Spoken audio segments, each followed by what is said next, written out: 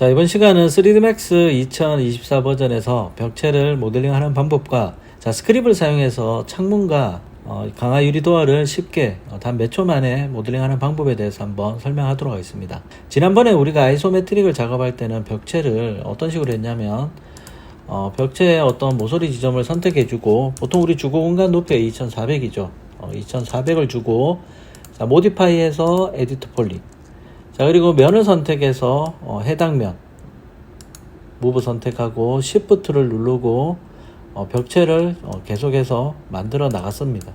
자, 지금처럼 더 두꺼운 쪽도 처음부터 이 벽체 두께에 맞도록 벽체를 모델링을 했었죠. 자, 그리고 도어가 들어가는 문이 있는 부분들도, 자, 그리고 창이 있는 부분들도 이 시그먼트를 나눠서 지금처럼 시프트를 눌러서 어떤 면들을 만들어 나갔었습니다. 캐드 도면에서 이 벽체 두께가 100이나 200이나 300이나 일률적으로 벽체가 만들어져 있다면, 자, 오늘 설명드린 방법으로 모델링 해주면 좀 더 쉽게 모델링 할 수 있습니다. 자, 스탠다드에 들어가서 아래쪽에 AEC 익스텐디드에 들어가세요.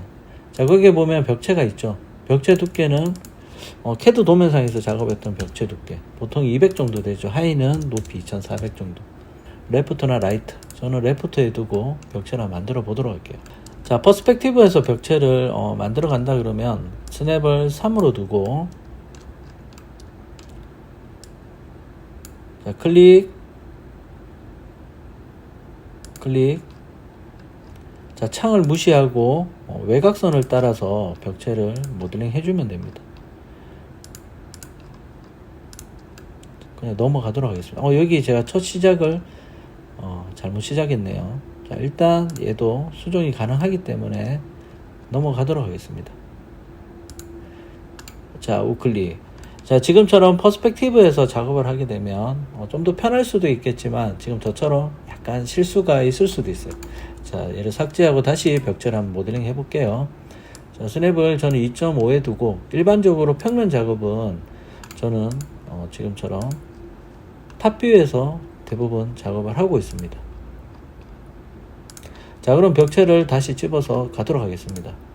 자, 창문은 나중에 뚫어주기 때문에 창문은 무시하고 외곽 벽체선만 전체적으로 막아주도록 합니다.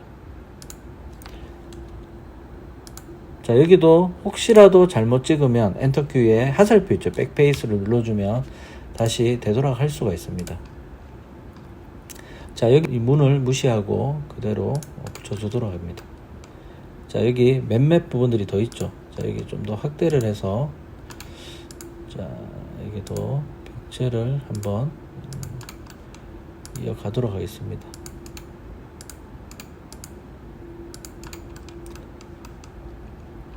자, 여기도 여기까지. 여기도. 자, 여기는 캐드 도면에서 스냅이 없으니까 조금 불편한 부분들이 있다 그렇죠. 자, 여기는 따로 나중에 수정해 주도록 할게요. 자, 여기 벽체도 쭉 가버리도록 합니다. 자, 이쪽도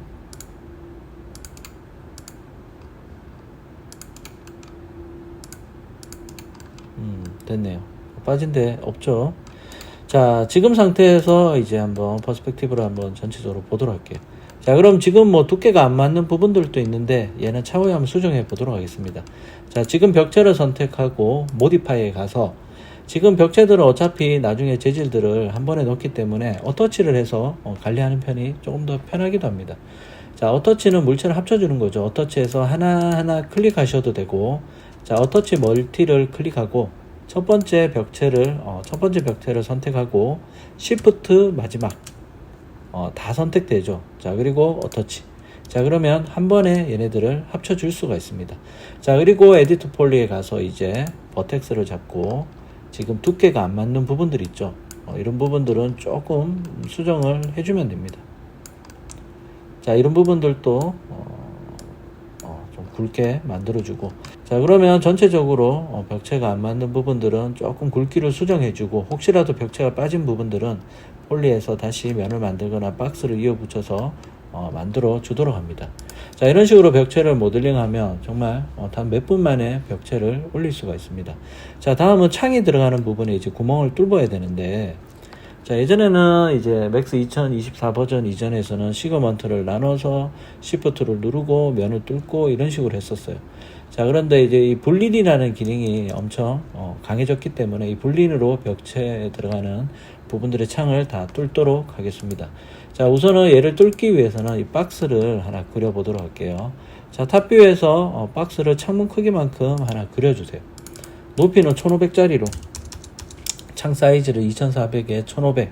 자, 그리고 얘는 구멍을 뚫기 때문에 약간 더 두껍게 얘를 만들어 주세요. 자, 창은 위쪽으로 벽체 위로 붙어야 되겠죠. 딱 붙여주고. 자, 모디파이에 가서 에디트 폴리에서 점을 선택하고, 자, A에서 B를 뚫을 거예요. 뺄 거예요. 자, 그래서 위쪽은 면이 서로 겹치기 때문에 약간 더 올려서 크게 잡아주도록 합니다. 얘도 동일한 방법으로 새롭게 이 박스를 모델링을 해도 되고, 아니면 시프트를 클릭해서 스냅이 미들 포인트인데 엔드로 바뀌어져 있었네요. 자, 미들 포인트로 해서 창 위치에 갖다 놓고, 자, 폴리에서 이 점 위치를 약간 수정해주면 됩니다. 자, 이 창 크기는 바닥에서 200을 띄울 거예요. 자, 그러면 얘를 이 아래쪽에 있는 이 앱솔루트를 클릭하고 Y축으로 200만큼. 자, 문 쪽도 박스를 선택해주고, 이렇게 세로 그리는 게 낫겠네요. 자, 새로운 박스를 하나 그리고 높이는 2100. 자, 그리고 이 폭은 좀 더 넓게. 자, 일반적으로 이제 들어가는 창 문들, 도어들 다 2100이죠. 높이들이 일반적으로. 자, 얘도 해서 폭은 좀 더 넓게 잡아주고 높이는 2100으로.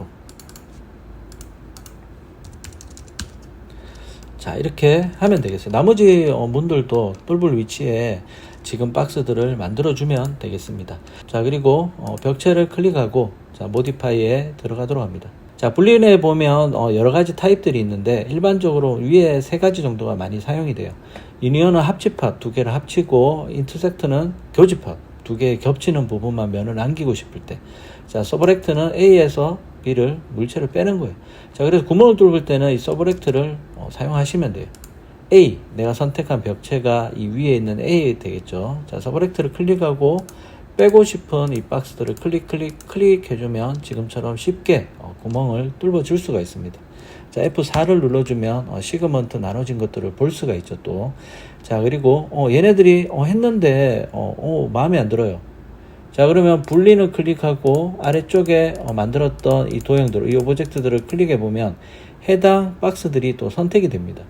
자, 이 선택된 이 박스는 무브를 사용해서 위치도 조정이 가능하고, 자, 스케일로 얘네들의 크기도 수정이 얼마든지 가능합니다. 그렇죠?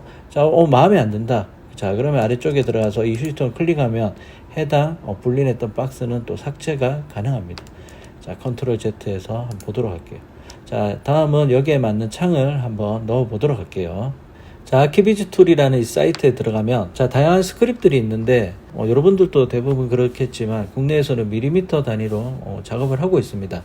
자, 그런데 UPVC나 키친, 몇 가지 이런 스크립트들이, 자, 밀리미터 단위에서는 스케일이 되게 작게 만들어지는 그런 단점이 있었어요. 자, 오늘 수업 시간에는 이 밀리미터 단위를 지원하는 알루미늄 윈도우랑 글래스도어 이 2가지를 사용하는 방법에 대해서 한번 알려드리도록 하겠습니다. 자, 이 스크립을 설치하고 나면, 자, 위쪽 툴바의 아이콘을 만들어서 사용할 수가 있습니다. 자, 알루미늄 윈도우 제너레이터부터 설명을 드릴게요. 자, 사용법은 간단해요. 단위를 우리는 밀리미터로 사용을 하고 있고, 이 창의 스타일들, 자, 케이스먼트는 여닫이 창들, 자, 어닝은 일반적인 우리 프로젝트 창, 슬라이딩은 일반 슬라이딩 창을 얘기하고 있어요. 자, 그러면 첫 번째 케이스먼트로 한번 설명해 볼까요? 자, 두 번째를 클릭하고 자, 크리에이트를 클릭하면 지금처럼 창문이 하나 만들어져요. 자, 그리고 사이즈를 내가 원하는 사이즈로 변경해 쓰면 돼요. 2000에 1500 됐다. 그렇죠. 자, 그리고 핸들, 이 핸들을 아웃 방향, 인 방향, 이 방향도 변경이 가능합니다. 자, 그러면 해당 사이즈에 맞도록 창을 만들었다 그러면, 자, 컨버터를 클릭해서 창을 마무리 짓도록 합니다. 도어를 클릭해 보면 자 로테이트로 축은 각 축마다 그렇죠. 자 그래서 얘를 돌려보면 지금처럼 창문을 열어서도 배치를 할 수가 있습니다. 간단하죠. 자 얘를 일단 삭제. 두 번째 어닝. 자 이 창도 얘로 한번 해볼게요. 자 얘로 크리에이트 새로 하나 생성해서 창의 높이를 정해주세요. 중간 프로젝트 창의 높이도 정해주고 이런 식으로 사이즈를 정해서 사용하면 돼요. 캔벌트. 자 이렇게 했는데 프로젝트 창에 위치가 안 맞다. 다시 폴리로 점을 선택해서 무브. 자 지금 얘 위치를 수정해서 사용하면 되겠죠. 자 꺼주도록 할게요. 얘도 다시 델렉트. 자 슬라이딩 창. 자 여기 슬라이딩 창이 들어간다고 했죠. 세 짝짜리네요. 자 창의 형태가 얘는 아닌데 얘가 아마 어닝 형태의 이런 창이 아마 들어갔을 거예요. 자 얘로 한번 해보도록 할게요. 자 얘를 create. 자 가로폭은 얼마였죠? 하이가 우리 아까 1500짜리의 창을 그렸었고 프로젝트 창은 일반적으로 600 정도가 돼요. 자 전체 사이즈가 2400짜리였고 자 그리고 안쪽 이 창의 넓이죠. 얘도 기본 600짜리로 가도록 하겠습니다. 컨버트. 자 그럼 해당 창을 무브 누르고 지금 위치에 배치를 하도록 할게요. 자 축은 다시 센터로 만들고 자 스냅을 걸어서 딱 배치. 자 창의 안팎을 잘 보고 얘를 배치하면 되겠어요. 이런 식으로 배치해 주면 되겠죠. 자 레프트에서도 자 높이도 스냅을 걸어서 맞춰 주도록 합니다. 자 이렇게 해서 실내 창으로 사용하면 되겠어요. 자 얘는 이중창이니까 얘를 복사해서 이중으로 사용하면 되겠죠. 자 그 전에 만약에 이 창이 프레임이 실제 창보다 지금 프레임이 두껍게 이제 만들어져 있다 그렇죠. 자 이런 부분은 또 프레임을 별도로 만들어서 사용하면 되겠습니다. 자 같은 방법으로 이런 창들을 이제 배치를 해주면 되고요. 자 슬라이딩도 한번 넣어볼까요? 세 짝짜리 슬라이딩을 크리에이트. 창의 형태만 한번 보도록 하겠습니다. 자 컨버터를 눌러주고 이런 형태의 창을 만들어 줄 수가 있어요. 자 다음은 이 창은 이제 재질이 문제겠죠. 자 재질 창을 클릭하고 자 스포이드로 해당 재질을 한번 클릭해 보도록 합니다. 자 일반 스탠다드 재질이 들어갔다 그렇죠. 자 그러면 V-Ray MTL 재질로 변경해 주도록 할게요. 얘를 닫아주고 자 프레임 1번에 얘로 바꿔주고 패널도 핸들도 자 이 컬러로 동일하게 쓰도록 할게요. 디퓨저는 약간 밝은 그레이 톤으로 하나 만들어 두고 리플렉트도 반사가 은은하게 반사를 쳐야 되겠죠. 살짝. 자 글로시 값도 조금 한 0.7 정도로 내려서 빛이 너무 반짝반짝하지 않고 은은하게 반사 칠 수 있도록 넣어주도록 합니다. 자 그리고 해당 사용하지 않는 재질들은 휴지통을 클릭해서 삭제해주고 자 글래스도 예전에 우리가 실리콘 부분도 있어요. 얘가 모르고 지워버렸네. 자 실리콘 부분은 좀 짙게 이런 식으로 실리콘가 안쪽 면에 컬러를 얘를 사용하도록 합니다. 자 그리고 유리 같은 경우도 투명 유리 얘로 넣어주도록 할게요. 자 얘는 휴지통 클릭 됐네. 자 그럼 지금 스크립에 들어갔던 이 재질은 새로 하나 여기다가 넣어주면 돼요. 얘를 드래그해서 저 같은 경우는 얘가 한 4칸 정도 위로 자꾸 올라가더라고요. 하나 둘 셋 4칸 정도 얘를 넣어주면 지금처럼 들어가졌죠. 저는 앞에 하나 만들어 둔 게 있어서 앞에 걸로 그대로 사용하도록 하겠습니다.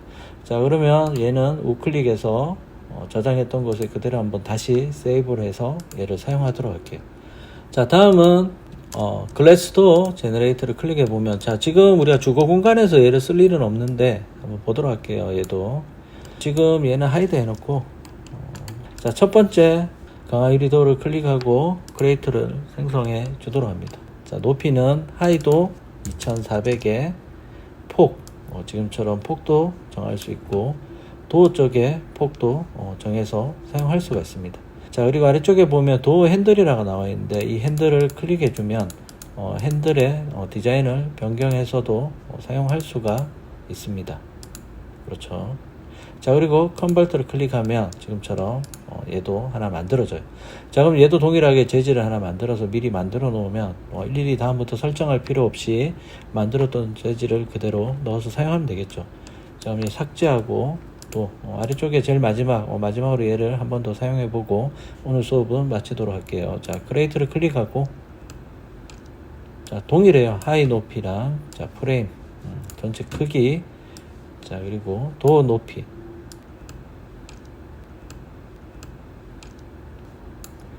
자, 그리고 핸들 형태, 캔버터를 누르면 지금처럼 강화 도어를 만들어 줄 수가 있어요. 자, 오늘 수업은 여기까지 하도록 하겠습니다.